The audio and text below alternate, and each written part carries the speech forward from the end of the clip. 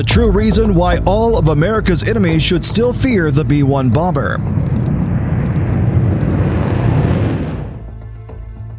Huge yet surprisingly sleek and agile, the U.S. Air Force's B-1 Lancer strategic bombers, popularly dubbed Bones for B-1, circles over battlefields in Syria and Afghanistan like angels of death dispensing GPS-guided bombs from on high. Yet the B-1 started out as an overpriced nuclear bomber that was arguably obsolete by the time it entered service. Thus, a bomber designed to dodge Soviet surface-to-air missiles and interceptors found its niche battling ISIS insurgents.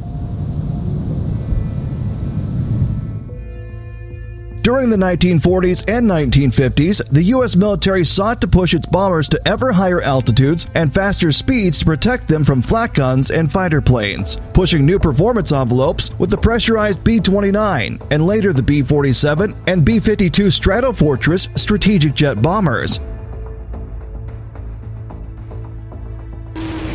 But by the early 1960s, the shoot-down of high-flying U-2 spy planes over China and Russia by surface-to-air missiles made it clear that altitude no longer offered dependable protection. The Air Force tried developing the huge XB-70 Valkyrie bomber to sustain speeds over 3 times the speed of sound, but the Soviets countered with a Mach 3-capable MiG-25 Foxbat interceptor. The Pentagon gave up on the Valkyrie in 1962 and began investing more in ground and submarine-launched ballistic missiles to provide nuclear deterrence. This didn't sit well with the Air Force, which proposed a new low-altitude penetration doctrine in which supersonic bombers skimmed close to the ground at high speed using newfangled terrain-following systems, making them very difficult to track with radar due to intervening terrain faced by ground-based radars and the ground clutter experienced by airborne radars scanning low-flying aircraft.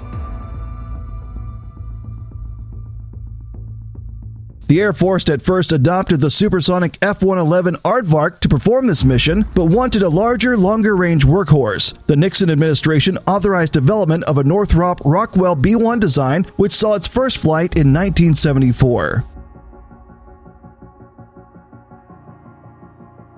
The costly new bomber featured swing wings which could sweep forward to a 15-degree angle to maximize lift during takeoff or landing, allowing the 44.5-meter-long plane to operate from shorter forward air bases. To minimize drag for supersonic flight, the wings could tuck inwards to a 67.5-degree angle. At high altitude, the 4 B-1A prototypes could achieve up to 2.2 times the speed of sound, assisted by 2 flexible vanes situated under the nose that help stabilize airflow. However, by the mid-1970s, the Pentagon was aware of the Soviet Union's development of new MiG-31 Foxhound interceptors, equipped with Zaslon Doppler radars that could sift out ground clutter, making low-altitude penetration highly risky. Meanwhile, U.S. B-52s were receiving nuclear-tipped AGM-86 air-launched cruise missiles that could be launched from well beyond the range of Soviet air defenses. Advised that the air-launched cruise missiles were adequate and the B-1's concept was outdated, President Jimmy Carter canceled the expensive B-1 in 1977, believing it more sensible to invest in the top-secret B-2 stealth bomber instead. 4 years later, a newly elected Reagan, who had blasted Carter for canceling the B-1, revived the Bones with an order for 100 aircraft. This time, the Air Force sought a cheaper revised B-1B model, which could fly further, up to 6,000 miles, with heavier payloads but at a reduced high-altitude speed of Mach 1.2 or 830 miles per hour, or Mach 0.95 at low altitude. This was because the aircraft's 4 F-101 afterburning turbofans nestled into the wing roots were no longer designed to swing back with the wings. There was no longer any pretense that the B-1 would outrun fighters and air defense missiles.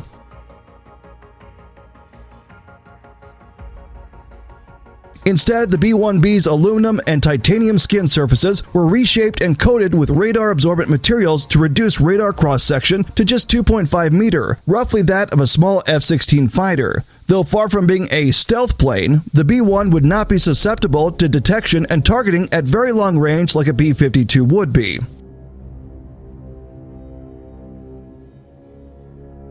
The crew of 4 included a pilot, co-pilot, weapons officer, and a defensive system officer, who operated a suite including powerful radar jammers and oversized flares for decoying heat-seeking missiles. An APQ-164 passive electronically scanned array, multi-mode radar designed for low probability of intercept, could snoop out the positions of enemy fighters and radars as well as scan the ground for specific targets. The B-1B had 3 internal bomb bays, allowing it to carry up to 24 B-61 or 1.2 megaton B-83 nuclear gravity bombs between them, each many times more powerful than the atomic bombs dropped on Japan. Alternately, the B-1 could lug up to 84 Mark 82 500-pound gravity bombs, or the equivalent of weight in larger bombs. A theoretical maximum bomb load of 125,000 pounds was never implemented operationally. The first of 100 B-1Bs built were rushed to service in 1987 at the eye-watering price of $250 million each. However, the Lancer suffered a string of early mishaps, ranging from engine fires to the defensive countermeasures jamming the B-1's own radar. These kept the bomber out of action during the 1991 Gulf War. When the Soviet Union collapsed the same year, the nuclear bomber's raison d'etre seemed to go with it.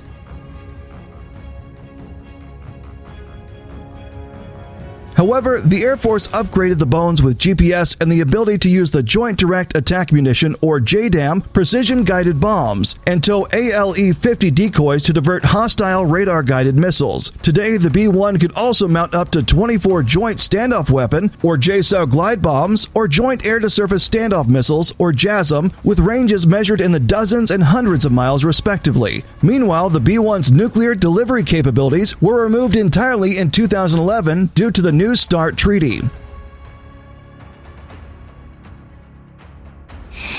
The B-1 remains well-liked by pilots for its unusual maneuverability and responsiveness for an aircraft of its size, as you can see in this video. In the early 2000s, Boeing even floated a concept for Mach 2 capable B-1R model using the F-119 turbofans of the F-22 Raptor and armed with air-to-air missiles. The Bones finally saw action striking targets in Iraq in 1998, then flew out of England to hit Serbian targets during the Kosovo War, delivering 1/5 of all bombs dropped despite flying only 2% of the missions. The B-1's towing decoys also proved effective, catching 2 deadly 2K-12 Cub missiles. However, the Bones fully came into its own during the U.S. campaign to overthrow the Afghan Taliban in 2001. Afghanistan was simply too far for the Pentagon's land-based fighters to fly without lots of aerial refueling. But B-1s based in the Indian Ocean island of Diego Garcia could fly over Afghan airspace and loiter overhead for hours at a time.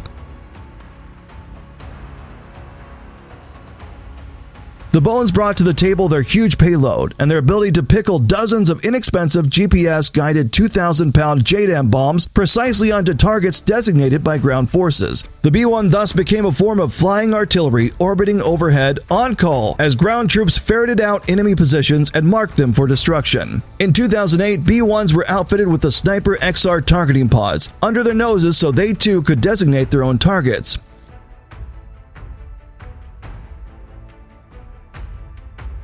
Bones went on to deliver huge bomb loads in conflicts in Iraq, Libya, and Syria. For example, B-1s played an instrumental role in preventing the fall of the besieged Kurdish enclave in Kobani, Syria in 2014, dropping 660 bombs that killed an estimated 1,000 of ISIS fighters. 4 years later, Lancers were used to launch 19 JASSM cruise missiles as part of a punitive strike against Bashar al-Assad. As of 2017, 62 B-1s remain in service, with the 7th and 28th Bombardment Wings based in Texas and South Dakota respectively, though aircraft are often operationally deployed to Diego Garcia and Al Udeid Air Base in Qatar. Ironically, the B-1s is basically good at the same things the B-52 remains useful for, carrying lots of bombs and missiles over long distances and launching them at adversaries that can't shoot back. The Bone is faster than the B-52, can carry heavier payloads, has more modern avionics, and is less conspicuous on radar. However, these advantages only marginally improve its survivability versus modern SAMs and fighters. Practically, the Air Force planners want to keep B-1s as far away from these threats as possible. The Air Force plans on retiring the B-1 bomber by 2036, while the B-52 is slated to remain active well into the 2040s and possibly beyond. While the B-1 is slightly cheaper to operate at $63,000 per flight hour, the B-1 reportedly is more difficult to maintain, up to 74 man-hours of maintenance for every flight hour, and thus suffers from lower readiness rates of 50%. The B-52 comes out to 62 hours and 80% in these metrics.